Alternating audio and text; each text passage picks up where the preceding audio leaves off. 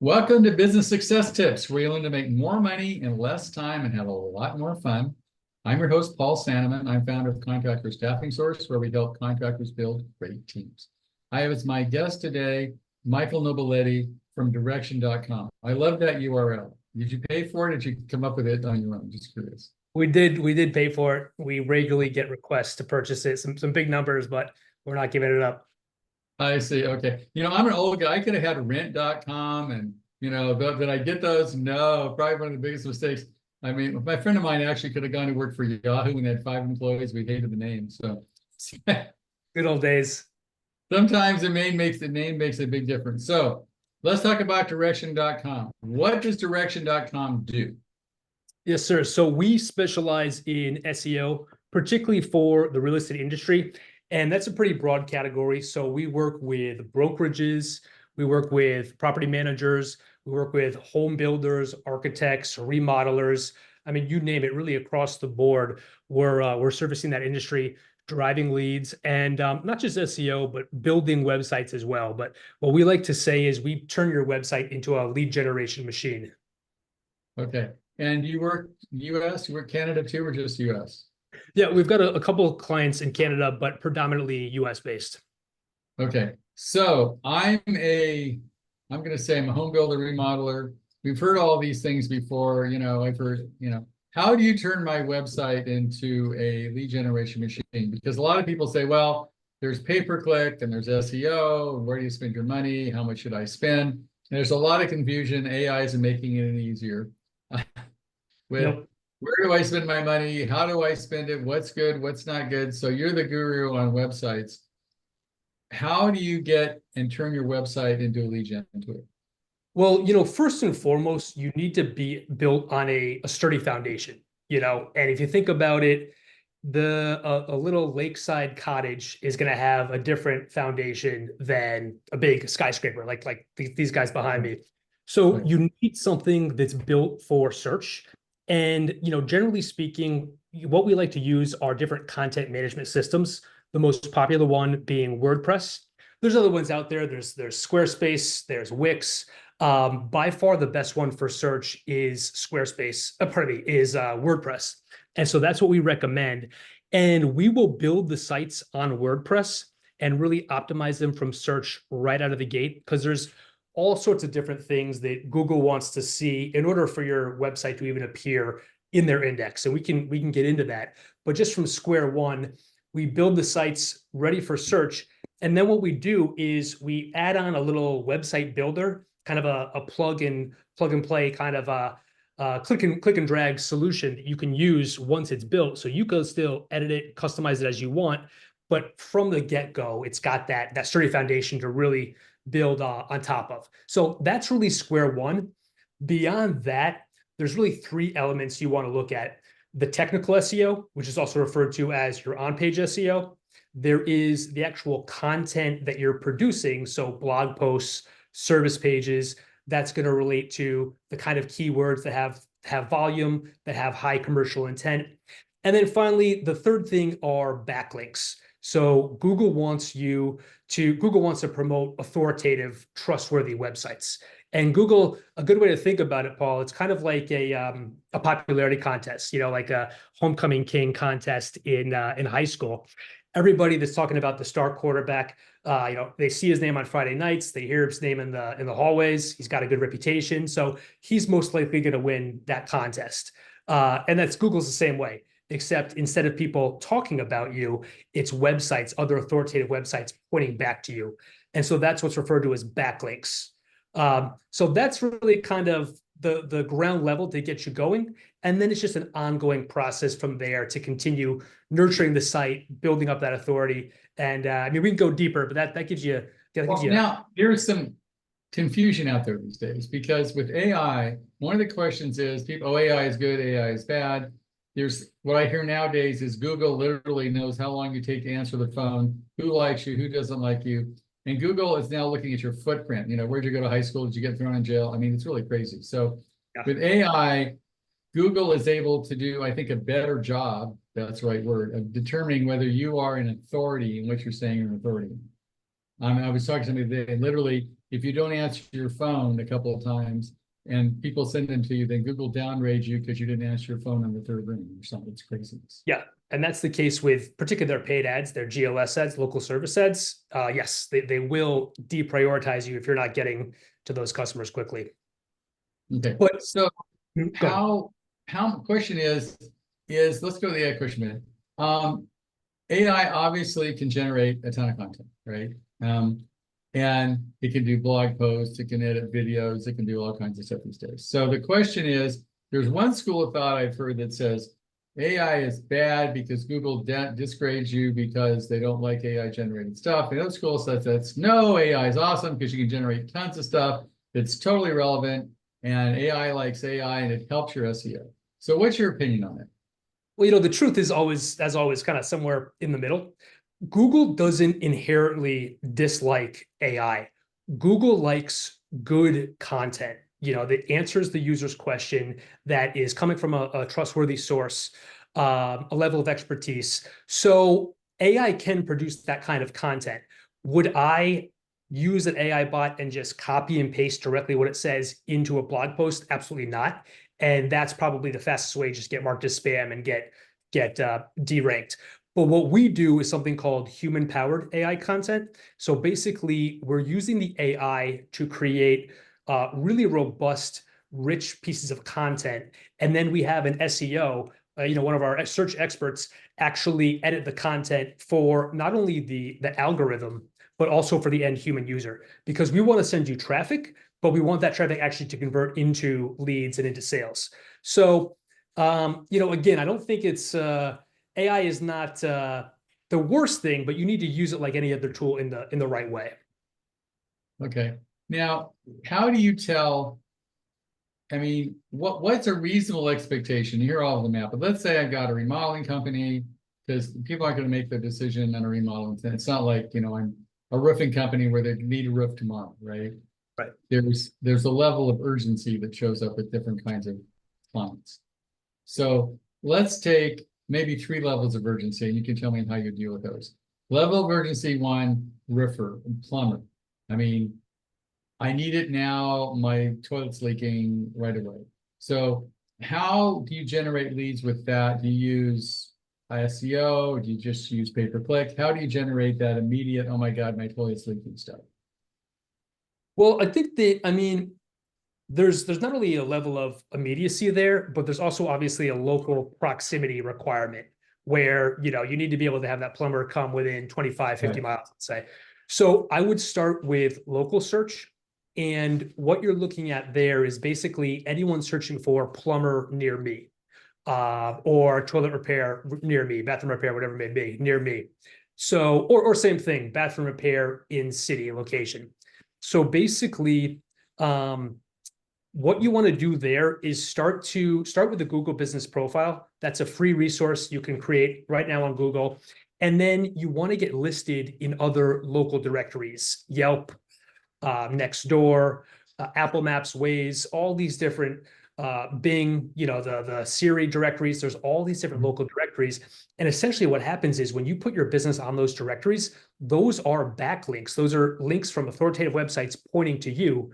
And going back to that trust and that authority we talked about earlier, that's something that's really going to help to build that authority and show Google, hey, these guys are a real business. They're serious. Let's start to push them up. That's the simple kind of square one. A big other part of local search is going to be positive reviews. You want to get reviews from your customers on Google, on Yelp, elsewhere. And Google not only wants to see that you have reviews, but they actually want to see that you reply to them. So those are 2 basic things to really start that'll get you far. Maybe we can go on to your second scenario, and I can dive in a little deeper in some other strategies. Okay, second scenario, I'm a remodeling company, right? And the guy is not going to my house isn't going to fall apart tomorrow, but I'm really upset with my kitchen. My wife is yelling at me. She started cooking there. And I have a sense of urgency to keep my marriage together that I need to do a remodel. But I may look for a while. It's not like the plumber thing. So if I'm a remodeler, how do I drive leads that way? I think when it comes down to remodeling, again, it's a big investment, much bigger than just fixing a leaky toilet. So having trust and authority is going to be very paramount. I wouldn't go necessarily the paid ad route, because at the end of the day, consumers know you're paying for that. So the level of trust and the overall conversion rate is much lower for those sponsored results than being in the top results, the top organic results, because consumers know Google trusts this business. That's why they're putting it at the top. I trust them as well. And so that's the first thing I would say, Paul. The second thing, if we have a little bit more time, SEO does take months, 3, 6, 12 months to really start to see results. It depends how authoritative your website is based on what's called your domain rating, which is a score generally out of 100 that Google uses to determine your authority and your trustworthiness. But point being, I think How being do in I that, find that domain? Can I look it up someplace? How do I find my domain yeah, rating? there's different tools. SEMrush is one, Ahrefs is another one. We use both of those tools. We do free site audits for prospects. So if they want to Okay. about a 30-minute call, we can look that up and show them what the current rating is, make recommendations. But generally, you have to invest in an SEO tool. You can see that. Okay. All right. So that's my modeling job. Yes. Next, I'm a home builder. We're talking about building custom homes, maybe tract homes, really different, but I'm not going to go do that tomorrow. It's like a long-term kind of, how do I become the guy for custom homes in Seattle? The guy for them. How do I become, if I'm going to build a trust, then now other issue there is a lot of architects. People go to architects first, but some are going to go to home builder and they're going to say, okay, I want to build my custom home in Seattle or Kansas or someplace. How do you promote that SEO that way and get leads that way? Because they're like a way bigger ticket item. Right. And I think that, I mean, like anything, we have a whole tool belt available to us. I would say that we're going to really want to kind of use everything we've already discussed: local SEO, the organics, the full-fledged SEO services. But you also want to build a site. It should be, I mean, particularly if you're in the luxury space, it needs to be a good-looking site. That's going to be more or less the first impression your consumers have of you. So build the site, incorporate SEO, obviously have great local reputation through your listings. But one thing that we're rolling out now is a solution called Programmatic SEO. And it is SEO, it has an impact in SEO, but essentially what it is we're using AI to create web pages automatically, creating hundreds of pages every month and doing it in a way that the content is unique.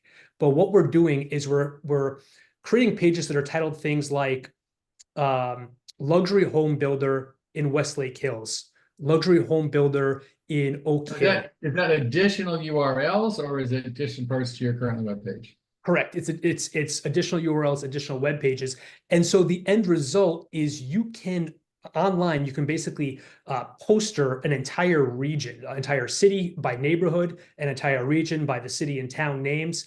And so anytime someone is searching for luxury home builder in Westlake Hills, that's one of the more affluent neighborhoods here in Austin, you'll come up, because generally these keywords have low difficulty, meaning there's not a lot of competition. And with a little bit of effort, we can get you to rank in the top results. And so we've been rolling that out with a couple of clients and we're seeing really great results. I mean, we're getting people on page one in a matter of weeks. So all to say, Paul, I would again kind of in this third scenario, lay out every tool at our disposal. But certainly I think this programmatic SEO is something that would really play well for this kind of scenario. Okay. Now, the old question is, what does this cost, right? I may have heard websites between, $200 and $20,000 depending on the website, right? So is there any way to determine how much is the right amount of money to spend on your website? I mean, you can get one for free. You can have your sister do it on Wix, right? Or you can spend $80,000 and have the best website on the planet and hire some big flashy company to do it. So how do you determine what's the right amount of money? What's about a right amount of resources to spend on your website? And I'm going to say it has a little bit, obviously, if you're a plumber, you got way higher margins than if you're a home builder.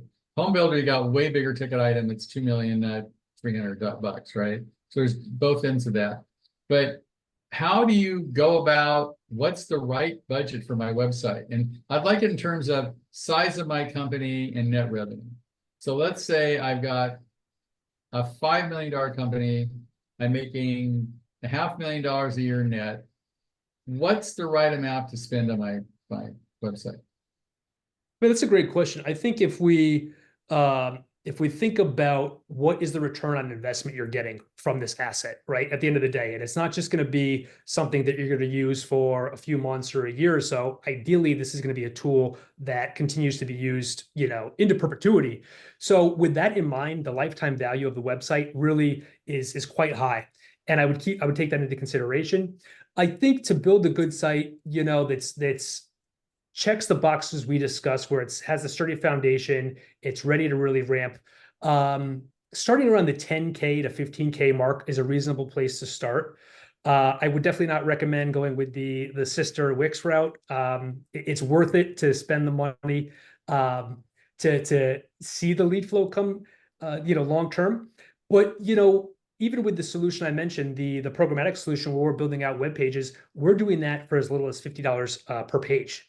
So it can be affordable, but at the end of the day, it's not just what's the cost, but what's the return on investment I'm going to get, and then longer term, what's the cost if I don't do it, or if I don't do it right? Am I end up having to do it again in 3-6 months? Because we have clients that come to us. Well, this presents a crazy question, because it's like, well, I've had this website, I'm not getting enough leads. What is not enough? And then you get I come from Angie's List, or came from crappy leads from someplace are small. Or I'm on Pals, I got some referrals that way. And it's always, I've been building websites, buying websites, but since it's been websites, right?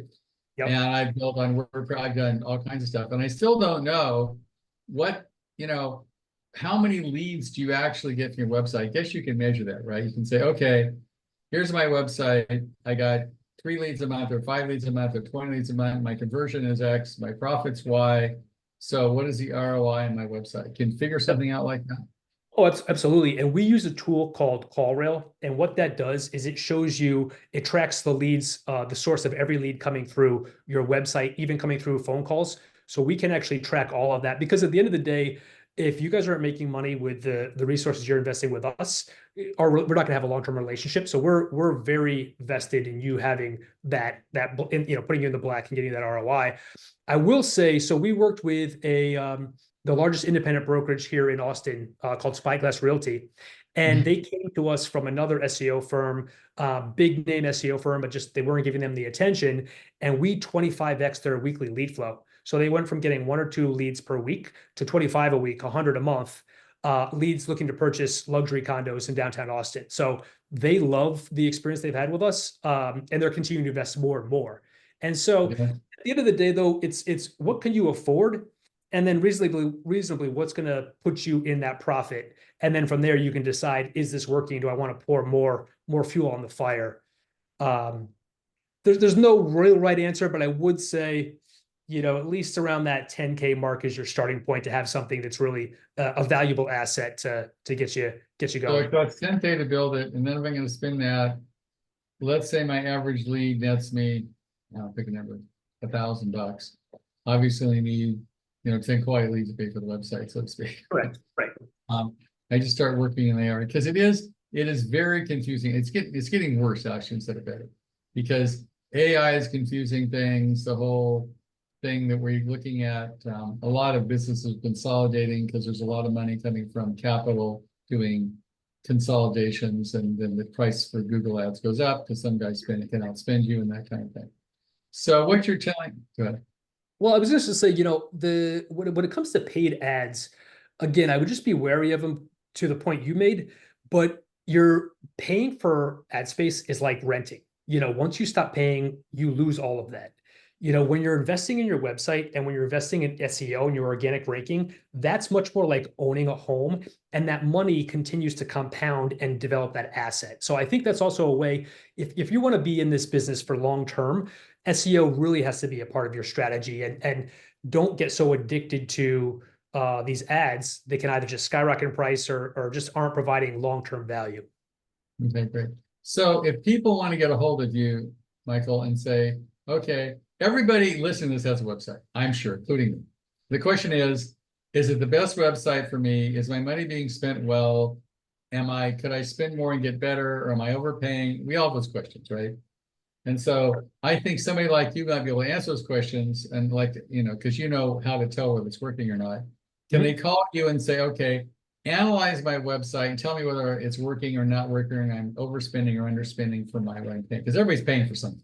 Yep. Yeah, they can give us a call. They can email us. My email is michael@direction.com. Or if they want to call me, my direct dial is 512-886-7659. And more than happy to jump on a call, do a live audit of the site, and just give them, give them more advice. And if we work together, great. If not, we can at least point them in the. Well, the worst thing, you're going to learn something, right? I mean, guarantee you're going to learn something, which is better off than before you made the phone call. So everybody that's got a website, which is everybody listening to this thing, I suggest that if you're not ecstatically happy about your current website and what it's producing for you, Michael is probably a good call to make to give you some more information to make a better decision. And I would add that if you're not in the #1 spot, give us a call and let's figure out why, because that's really where you want to be. All right.